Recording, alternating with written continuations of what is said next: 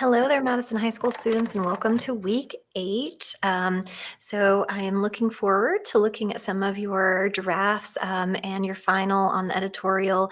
I hope that last week you got some good peer feedback from everybody in class, and I'm really excited about your topics. You seem like you had a lot of really good ideas, so I'm really excited about that. And I know that we're getting toward that point in the semester where everything feels like a drudge. So this week is going to be a little bit of a lighter week because last week was so much, especially with putting together your editorial. So this week we're going to go a little bit lighter. I have heard from some of you that some of the pages in your textbook are not the most recent edition. If you have the 9th edition instead of the 10th edition and would like pages separately, just let me know. I can find them in my 9th edition to help you out. I did notice that one of the readings, valedictorian, was not in the 9th edition, so I went ahead and just attached a link here just so that you can see it. So this week is going to be more of kind of like a breather week, exploring some really interesting concepts with like feminist writers and getting a sense of like, how the postmodern era and confessional poetry kind of starts, and then like branching off into some science fiction with N.K. Jemisin. So we've got a lot of feminist writers and Black feminist writers this week.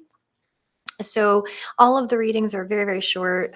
So Sonia Sanchez poems that are talking about Tupac Shakur, Gwendolyn Brooks, and then confessional poets like Sylvia Plath, Adrienne Rich, and Anne Sexton. They're some of my favorites, and I think that you'll very much enjoy them. So I do have a little lecture that I'm going to give you here in a second to give you some context, but what I wanted you to just note is that there are 2 assignments this week, but they're both very light assignments, very low stakes. So the first one that I want to show you is the forum post. So this is not like some of the forum posts that we've been doing, because this is more about like how things are going. And so you use this as a place to reflect, ask questions of your classmates, give me some idea of the vibe at this point in the semester. Any comments are welcome. So like what works and what doesn't, what do you want more of, what do you feel like needs to be changed or adjusted? And then some responses from your classmates about asking questions, giving some ideas, offering collaboration if there's something that needs to be done, so that I can hear your voices about where you want to see it go. And as you can see, we've already got some posts here, so this is great. I'm going to get lots of good ideas from you. So that is the assignment for the forum post, but the one that I wanted to show you, if I can get it to move on, is that you're going to click on for your writing workshop. You're going to see this, and this is the mosaic and the power of art. And so what you're going to do here is, after you've had a chance to read all of the pieces for the week, you're going to create a mosaic that displays your knowledge of analysis and interpretation of images. And so you're going to kind of take the feminist writers from the week, and you're going to focus on the title and author of 2 movements from contemporary literature that we've talked about. So feminist writers are part of that, but we also talked about Southern Gothic and the Beats last week. So you can bring them into the conversation.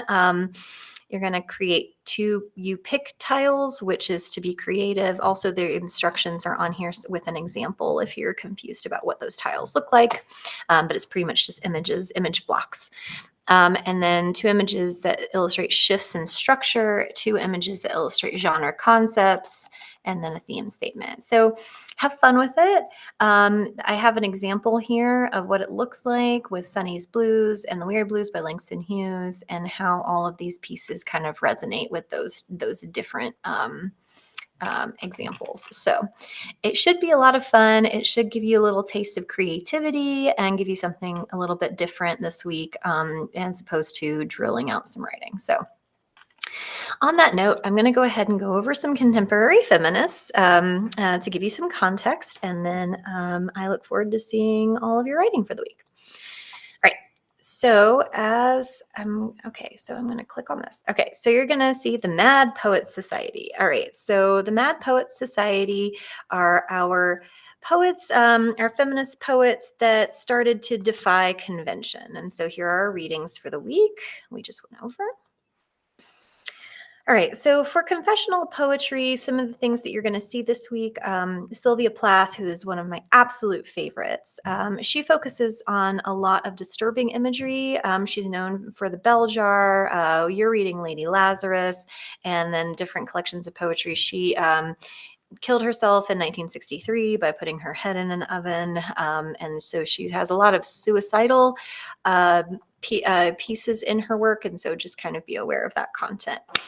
But she was known for very intense metaphors, explorations of death and rebirth, frequently explored themes of father-daughter relationships and female oppression, which we'll see in just a moment. And I just put this on here. This is one of my favorite pieces that you're reading this week, Metaphors. I'm a riddle in 9 syllables, an elephant, a ponderous house, a melon strolling on 2 tendrils, a red fruit, ivory, fine timbers. This loaf's big with its yeasty rising. I'm a means, a stage, a cow and calf. I've eaten a bag of green apples, boarded the train, there's no getting off.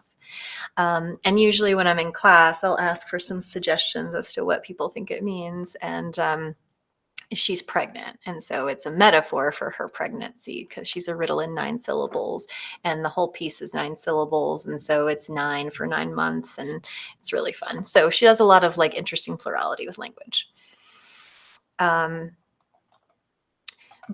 my favorite that she has is Lady Lazarus, and so I have on here a link for the entire piece being read. So if you click on the picture, it takes you to a YouTube video where she reads it, and it's phenomenal. And some of the things I just want to turn your attention to is some of the imagery that she uses. Like, I have done it again, 1 year in every 10 I manage it, sort of walking miracle. My skin bright as a Nazi lampshade, my right foot a paperweight, my face a featureless fine Jew linen. Peel off the napkin, oh my inner enemy do I terrify. So she's got a lot of really sharp imagery. My favorite line from the poem is at the end where it says, out of the ash with my red hair, I eat men like air. And so it's a very interesting, very powerful poem, one of my favorites, and one of her absolutely the most striking. Anne Sexton and Sylvia Plath were contemporaries of each other, and so she kind of chronicled a lot of the confessional poetry. So while Sylvia Plath was very personal in all of her poetry, Anne Sexton also did confessional poetry, but she was known for like exploration of like personal experiences, and she also addressed mental illness, addiction, and female identity. She was known for conversational pieces that was different from other poems before, dark humor, and then focusing on female identity, addiction, depression, and suicidal tendencies. And this is a poem that she wrote after Sylvia died for Sylvia Plath. She wrote, "Oh, Sylvia, Sylvia, with a dead box of stones and spoons, with 2 children, 2 meteors wandering loose in the tiny playroom, with your mouth into the sheet, into the roof beam, into the dumb prayer. Oh, Sylvia, Sylvia, where did you go after you wrote from Devonshire about raising potatoes and keeping bees? What did you stand by? Just how did you lie down into? Thief, how did you crawl into? Crawl down alone to the death I wanted so badly and for so long. The death we said we both outgrew, the one we wore in our skinny breasts." And Adrienne Rich, Diving into the Wreck, is the piece that you're reading, but she blends personal experiences with broader social political themes. And so she's known for intellectual rigor, feminist perspective, and an evolving style. She explored issues of identity, sexuality, and social justice. And so she's known for diving into the rest in Snapshots of a Daughter-in-Law. And so as you're looking at those 3 like confessional poets and like postmodern, Sexton's direct, conversational, personal trauma. Plath is intense imagery and exploration of our inner psyche. Rich blends personal and political, emphasis on social issues. And so they all have these different elements that they have and like in common, but they are all like very profound feminist writers from this time period. And so they paved the way for more open discussions on mental health and also challenged a lot of social norms. So on that note, you're also going to read some Sonia Sanchez, and so she's more contemporary. She was renowned as a Black figure in Black arts movement, and she also advocates for social justice and human rights and intergenerational connections. So she focuses on writing out screams. And so, like, focusing on like how poetry is expressive and how you can say things in poetry that you can't necessarily say in prose. And so, like, the idea of like the scream and like what you're going to try to accomplish with your voice. Her poem, Remembering Tupac Shakur, is focusing on memory and the power of poetry and like being lost in memory and silence, which is a really powerful thing. And she also honors an author that I wanted us to read a little bit earlier, but we got a little crunch for time. But Gwendolyn Brooks, and she focuses on our sister Gwen Brooks, and so there's this intergenerational element with Sony Sanchez that she's bringing in some of these like older poets that we've talked about and making it a conversation that's over generations here. And then finally, like breaking away from poetry, we have N.K. Jemisin, who does a lot of science fiction world building. And so her speculative fiction kind of focuses on social issues in a different way because it's a reimagining of social cultures. And so her work is about unworlding and establishing hierarchies and how we reshape the understanding of social structures by looking at structures in a different way. And so as you're looking at her, see like the difference there between that and like that profound confessional poetry that you see.